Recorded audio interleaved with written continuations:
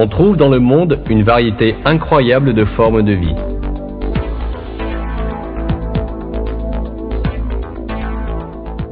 Des millions d'animaux, de plantes, d'insectes vivent ensemble en harmonie sur cette planète bleue.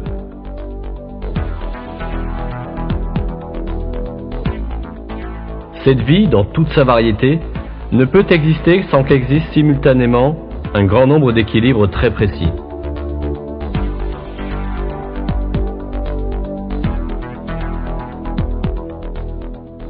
La distance séparant la Terre du Soleil, l'angle de son axe, la vitesse de sa rotation, la composition de son atmosphère et l'eau qui recouvre les 3/4 de sa surface ne sont que quelques-uns des multiples éléments constituant cet équilibre délicat.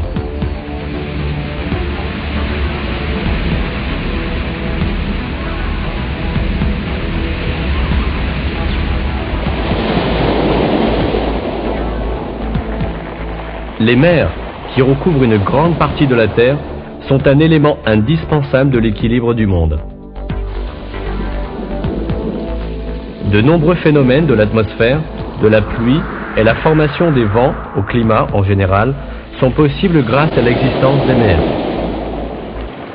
De plus, les mers abritent des milliards de formes de vie. Cette variété, qui règne à des centaines, voire à des milliers de mètres au-dessous de la surface de la mer, est tout aussi prodigieuse que celle qu'on rencontre à la surface.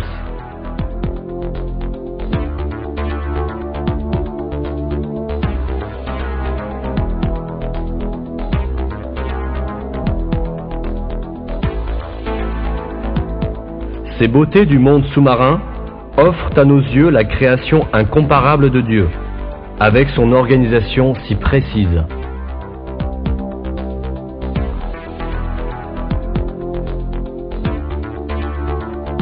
Des poissons aux algues, des crustacés aux baleines géantes, des dauphins au plancton, d'innombrables formes de vie habitent cette partie extraordinaire de notre planète. Dans ce film, nous ne décrirons que quelques exemples de cette étonnante vie sous-marine. Mais même ces quelques exemples suffisent. De la manière dont ces créatures trouvent de l'oxygène à leur alimentation, de leur structure physique à leur manière de trouver un abri, tous les détails révèlent qu'elles ont été créées parfaitement adaptées à leurs besoins. C'est parce que leur créateur est celui-là même qui a créé l'environnement où elles vivent. Ce créateur, c'est Dieu, le Tout-Puissant, qui connaît tout ce qui se trouve sur la terre et dans la mer, dans les moindres détails.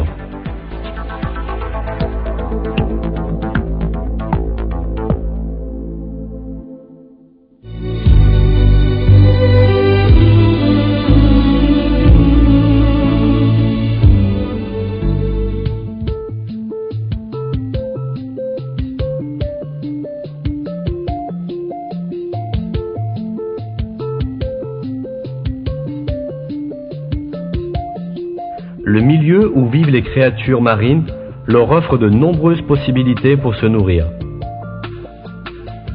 Toutefois, elles sont aussi la plupart du temps exposées à être la proie d'autres poissons. C'est pourquoi les mécanismes de défense sont d'une importance capitale pour les créatures vivant dans la mer.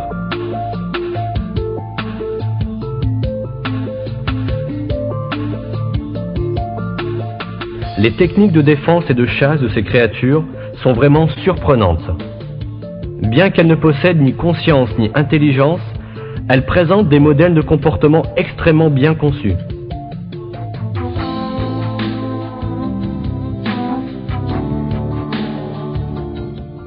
Certaines se défendent contre leurs ennemis en imitant une autre créature vivante. D'autres utilisent des épines empoisonnées.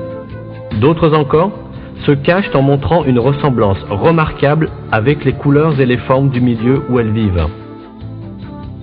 Le camouflage est l'une des techniques les plus intéressantes utilisées par les créatures marines pour se protéger. Grâce au camouflage, les poissons peuvent devenir tout à fait invisibles pour leurs ennemis. Le corps de ces êtres vivants se confond avec leur environnement d'une manière prodigieuse, au point qu'au premier regard, il est très difficile de savoir si ce sont des végétaux ou des animaux. L'un des êtres vivants qui se protège grâce à cette méthode est la rascasse. Il est impossible de distinguer une rascasse, se cachant immobile parmi le corail, de son environnement. Grâce à cette propriété, ce poisson est protégé de l'appétit des gros poissons. La même propriété lui permet également de chasser facilement sans être vu. Cette rascasse, peut-être l'exemple le plus intéressant dans ce genre, utilise ses griffes comme des crochets lorsqu'elle nage. Elle se déplace sur le fond de la mer, prête à tout moment à se protéger de tout danger qui pourrait survenir. Au moment du danger, la rascasse s'enterre immédiatement dans le sable, dans le but de se camoufler. Elle se recouvre de sable et devient invisible pendant un certain temps. Il est presque impossible, en regardant de l'extérieur, de distinguer la rascasse immobile.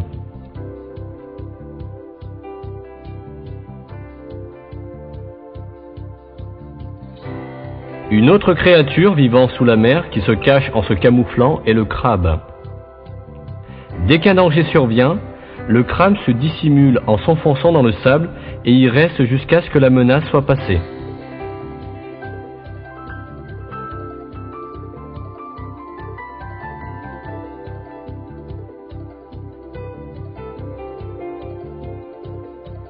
Mais en même temps, il n'oublie pas de garder à l'extérieur ses yeux, créés spécialement dans ce but, afin de voir ce qui se passe autour de lui.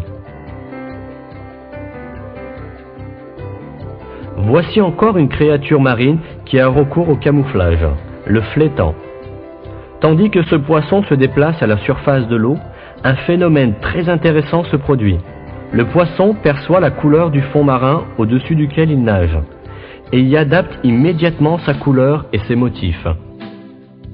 Ainsi, sa couleur peut devenir gris clair, dans une zone rocheuse ou sablonneuse, ou verte lorsqu'il arrive dans un endroit où il y a beaucoup d'algues. Le poisson se repose dans les endroits sablonneux, et là encore, de manière surprenante, il peut changer de couleur pour s'assortir à cet environnement.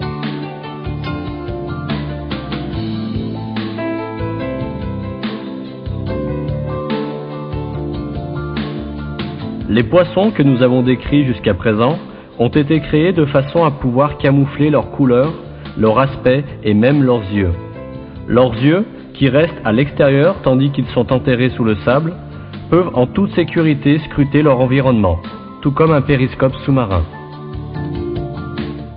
Les seiches sont aussi connus comme des experts en camouflage.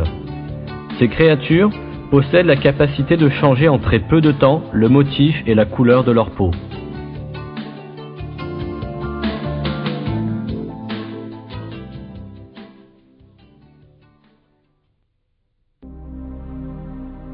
Les changements de couleur appropriés observés chez ces créatures sont le signe évident d'un mécanisme de défense conscient. Il est clair toutefois qu'un poisson ne peut pas posséder l'intelligence et la conscience nécessaires pour se mettre en harmonie en quelques secondes avec le fond marin au-dessus duquel il passe. Et même à supposer qu'il les possède, comment peut-il savoir quels mécanismes physiologiques sont nécessaires pour effectuer ces changements ?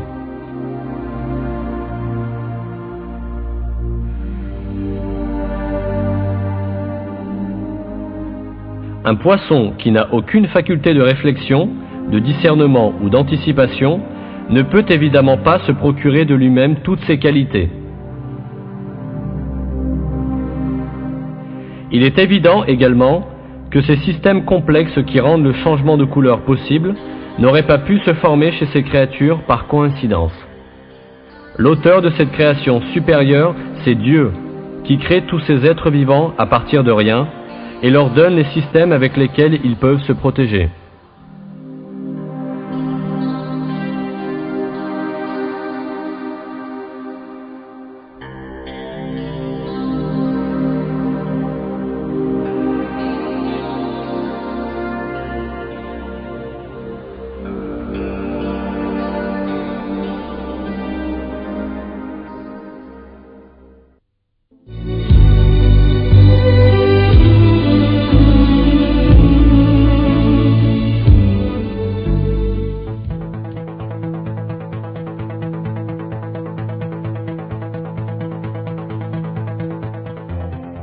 certaines créatures marines utilisent d'autres méthodes que le camouflage pour se protéger.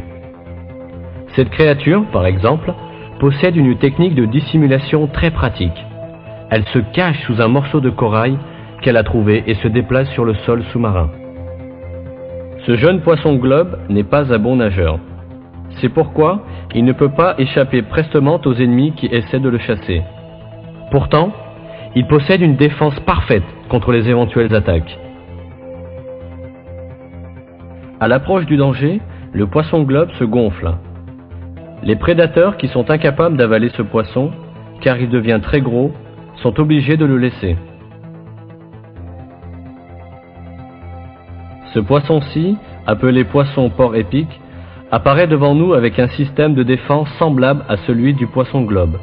Plus grand que le poisson globe, ce poisson possède des épines horizontales sur la peau. Lorsqu'il sent le danger, ce poisson se gonfle immédiatement pour atteindre plusieurs fois sa taille normale. Ses épines se dressent en même temps qu'il se gonfle. Et le poisson prend l'apparence d'une boule truffée d'aiguilles. Ainsi, la plupart des poissons qui essaient de le manger abandonnent. Lorsqu'on y réfléchit, on s'aperçoit que les méthodes de défense de ces poissons sont des conceptions intelligentes et parfaitement élaborées.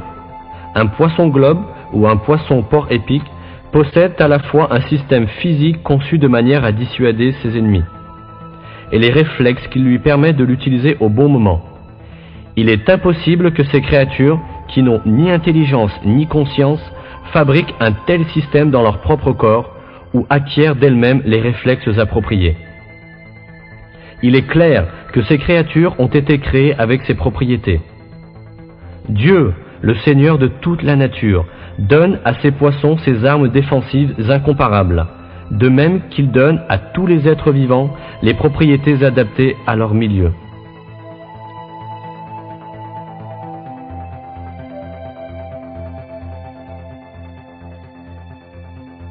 Les êtres vivants que vous avez observés jusqu'à présent ne sont que quelques exemples de l'infinie variété d'espèces vivantes dans l'immensité des océans. Des milliers d'autres espèces de créatures marines sont dotées de systèmes de protection inimitables. Nous en avons un autre exemple dans la squille. La squille, avec son aspect un peu tape à l'œil, vit dans un abri qu'elle se creuse dans le sable. Lorsque la squille sort pour manger, elle se sert de ses griffes comme d'un puissant marteau pour arracher une moule qu'elle voit à proximité de l'endroit où elle est fixée. Puis elle déchiquette la moule à grands coups. Mais pendant ce temps, elle est consciente de l'approche de la pieuvre. Elle se cabre face à la pieuvre, comme pour la prévenir de ne pas lui chercher querelle. Si la pieuvre ne s'en va pas, la squille la frappe droit dans l'œil. Ses coups continuent jusqu'à ce que la pieuvre s'en aille.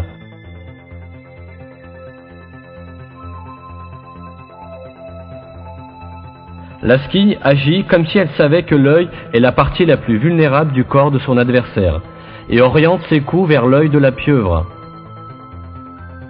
La squille suit la pieuvre pour s'assurer qu'elle a bien fui son attaque, puis elle retourne à son abri.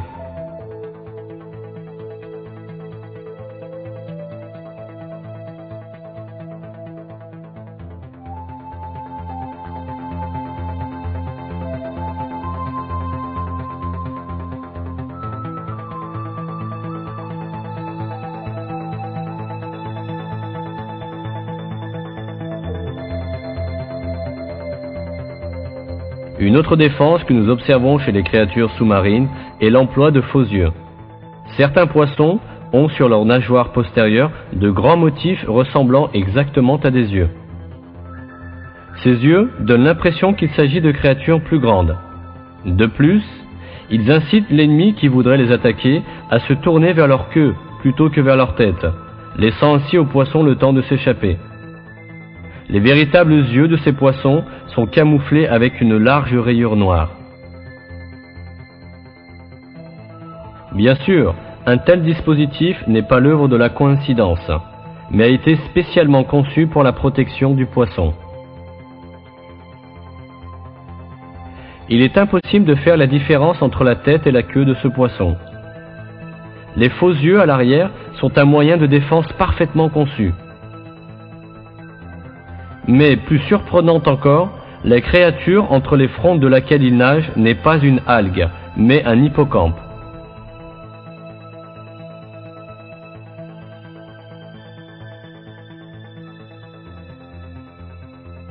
Le poisson clown vit dans un environnement où il est impossible à d'autres poissons de le chasser. Cette plante sous-marine sur laquelle il nage joyeusement est en réalité armée d'un poison très puissant qui peut paralyser toutes les créatures vivantes qui la touchent.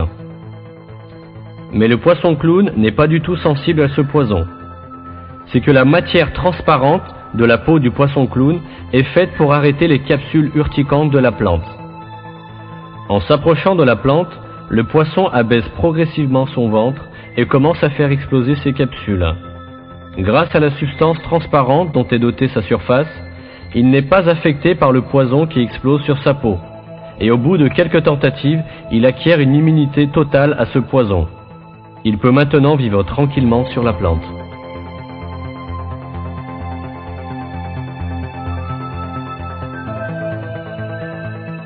Affirmer que le camouflage, les changements de forme et les douzaines d'autres méthodes de défense ont été élaborés avec le temps grâce à l'expérience, ou qu'ils résultent de coïncidences, n'est conforme ni à l'intelligence ni à la logique.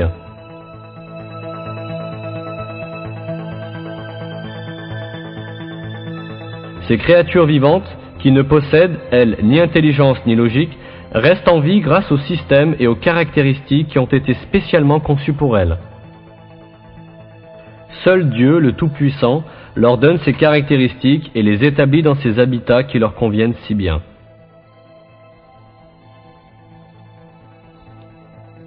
Il nous communique cette vérité dans un verset du Coran. Ton Seigneur assure la sauvegarde de toutes choses.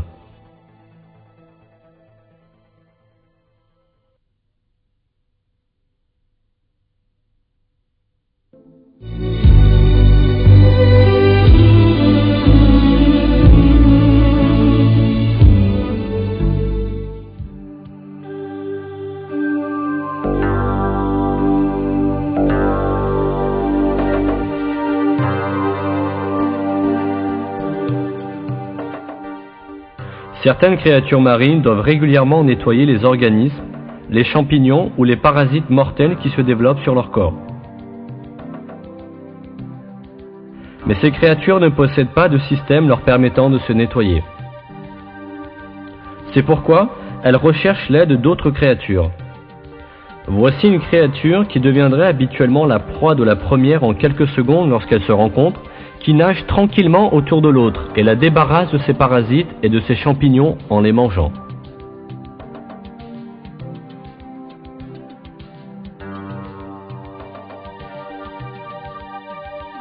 Cet arrangement bénéficie aux deux parties. L'une trouve sa nourriture, l'autre est débarrassée de ses organismes nuisibles. Parfois, même les créatures marines les plus redoutables, comme les requins ou les baleines géantes, éprouvent le besoin d'être nettoyées.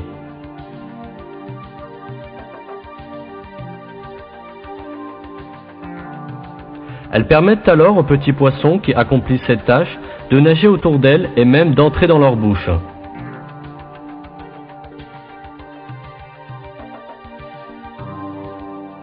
Les petits poissons nettoyeurs s'approchent sans crainte, certains qu'il ne leur arrivera aucun mal.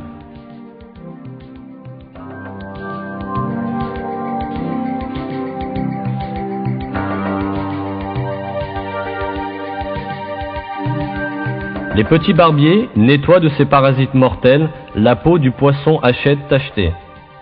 Pendant que les barbiers font cela, le poisson hachette ne fait aucun mouvement qui pourrait les effrayer. Cela permet aux barbiers de finir leur tâche, comme si un accord avait été passé entre eux. Ainsi, le poisson hachette se fait nettoyer, ce qui ne serait pas possible autrement.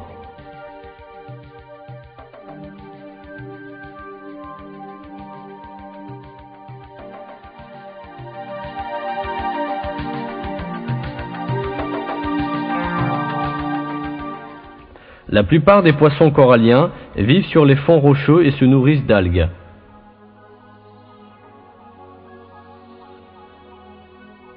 Mais les algues ne sont pas la seule nourriture de ces poissons. Les poissons coralliens que nous voyons ici sont en train de manger des champignons qui se sont fixés à la carapace d'une tortue marine. La tortue marine, qui nage à côté de ces poissons, attend qu'ils s'approchent d'elle.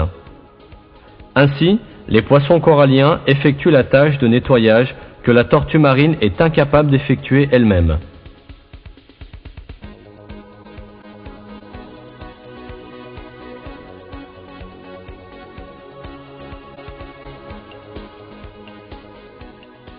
Cette petite crevette transparente s'occupe de nettoyer les organismes fixés sur un grand nombre de poissons. Le poisson permet à la crevette d'aller et venir dans sa bouche. Il ouvre même la bouche pour faciliter la tâche de la crevette et garde la bouche ouverte. La crevette peut même aller et venir sur les branchies si sensibles du poisson et les nettoyer aussi en mangeant les organismes qui s'y trouvent. Les créatures marines dont nous avons parlé ne sont pas conscientes de la présence des parasites sur leur corps. Même si elles en étaient conscientes, elles ne possèdent pas la conscience nécessaire pour savoir que les parasites, les champignons ou les autres organismes qui se fixent sur elles peuvent leur faire du mal. Et même en admettant qu'elles possèdent cette connaissance, comment pourraient-elles savoir comment se débarrasser de ces parasites ?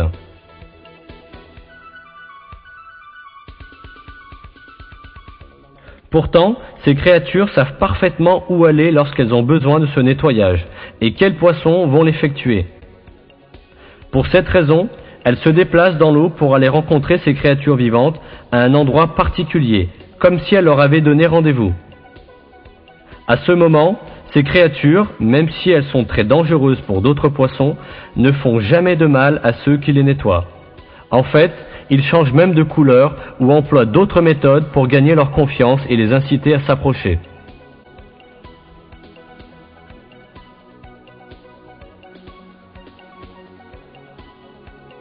Ce n'est pas là un comportement que des poissons peuvent projeter. Il est impossible qu'ils parviennent à une telle connivence entre eux. Ces créatures, qui coopèrent de manière quasi consciente, se comportent sous l'inspiration de Dieu.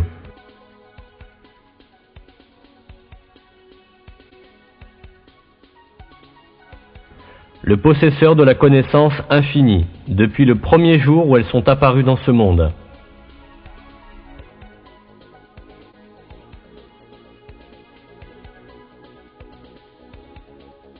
Comme le dit un verset du Coran,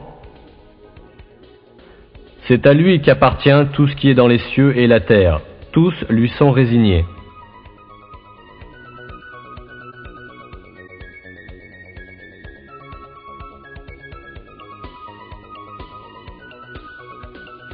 Cette vie sous-marine parfaite, inconnue de la plupart des gens, est pleine d'enseignements pour quiconque possède une raison et une conscience.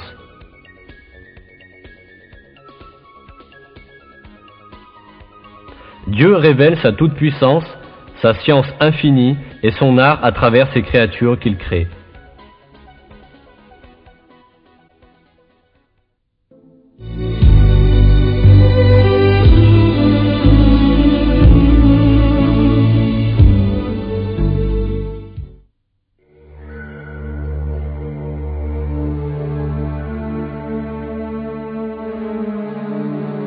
La théorie de l'évolution, avancée au XIXe siècle par le naturaliste Charles Darwin, nie la création. Cette théorie prétend que toutes les créatures vivantes du monde ont évolué l'une à partir de l'autre par une série de coïncidences.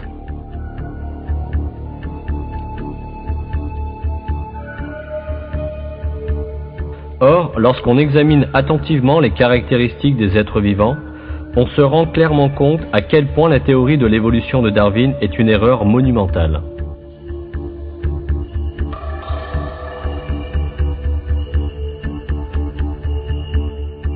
Il y a à cela deux raisons.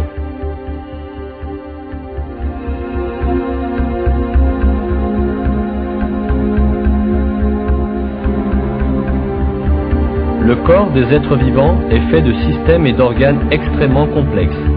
Il est impossible que ceux-ci soient apparus au hasard, par étapes, comme le prétend la théorie de l'évolution. Ces organes et ces systèmes montrent que la vie a été créée de manière consciente.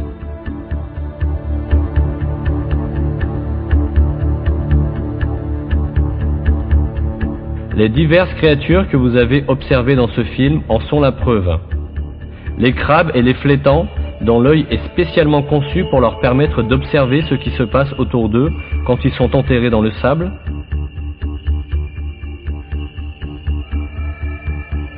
Les pieuvres, qui possèdent des cellules spéciales leur permettant de se confondre en un instant avec leur environnement. Les poissons, qui effraient leurs ennemis avec de faux yeux dessinés du côté de leur queue. Et d'autres encore. Tout cela est la preuve d'une organisation sans faille. Il est impossible d'expliquer tout cela par l'argument simpliste que c'est l'œuvre de la coïncidence.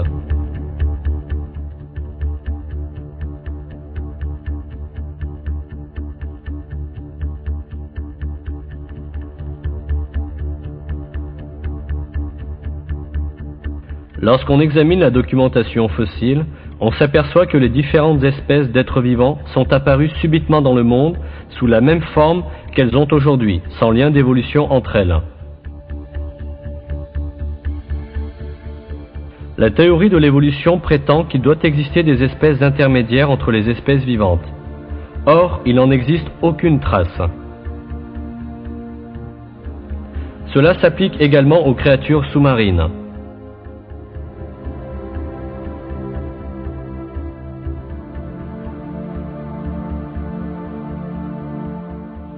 La documentation fossile montre que la plus ancienne espèce de poisson connue au monde est apparue subitement, avec sa structure physique propre.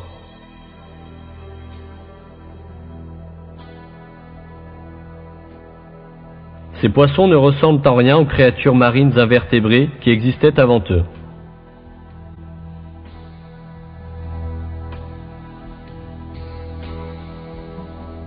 Gerald Todd, un paléontologue qui croit à la théorie de l'évolution, expose ces questions sans réponse dans un article intitulé « L'évolution du poumon et l'origine des poissons osseux ».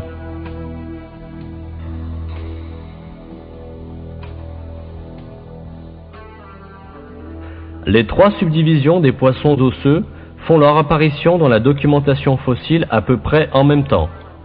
Ils présentent déjà d'importantes différences morphologiques et sont dotés d'une armature puissante. Comment sont-ils apparus? Qu'est-ce qui a permis qu'ils soient si différents? Comment se fait-il qu'ils aient tous une telle armature? Et pourquoi n'y a-t-il aucune trace de formes intermédiaires plus anciennes? Les poissons n'ont pas d'ancêtres, parce qu'ils ne sont pas le résultat de l'évolution d'autres créatures. Ils ont été créés tels qu'ils sont aujourd'hui, sous une forme parfaite.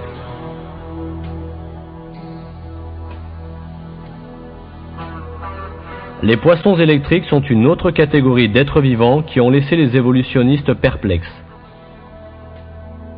Ces êtres vivants, capables de produire de l'électricité dans leur propre corps et de l'utiliser pour se défendre, pour attaquer ou pour communiquer, sont tous merveilleusement conçus. Certains poissons électriques sont assez puissants pour produire jusqu'à 500 volts d'électricité.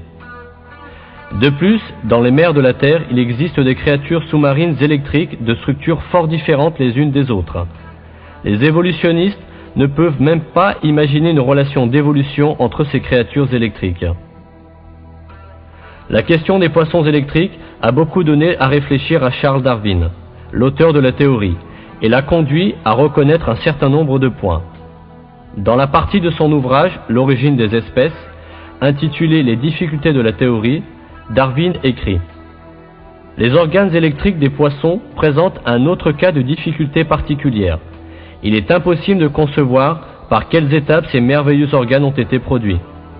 Les organes électriques présentent une autre difficulté encore plus importante, car ils se retrouvent seulement dans une douzaine de poissons dont plusieurs sont très éloignés dans leurs affinités. »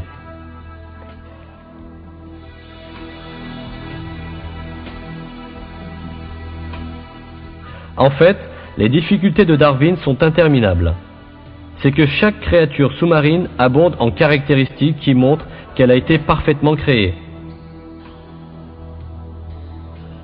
Par exemple, un type de sébaste possède une technique de chasse très particulière. Il attire sa proie en agitant un organe spécial fixé à sa tête, et qui fonctionne exactement comme une canne à pêche.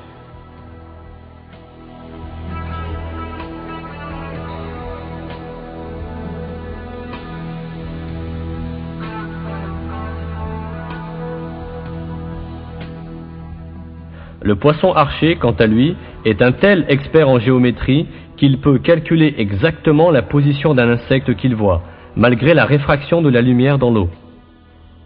Et il l'attrape avec de l'eau qu'il crache de sa bouche. Une espèce de poisson vivant dans l'Amazone attrape sa proie en sautant à plus d'1 mètre hors de l'eau, là encore en calculant parfaitement l'angle et la distance.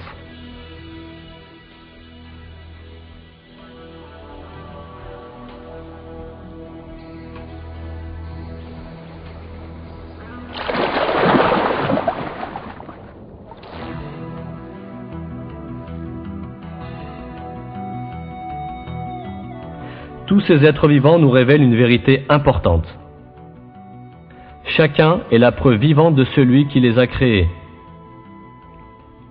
Chacun d'eux est une œuvre d'art, avec les organes complexes, les systèmes sophistiqués, la structure physique et même la couleur et la forme qu'ils possèdent. Il ne fait aucun doute que chaque œuvre d'art témoigne de la présence de l'artiste qui l'a créé. Et la merveilleuse création sous-marine nous révèle Dieu, le plus glorieux, le Seigneur des mers, de la terre, des cieux et de tout l'univers.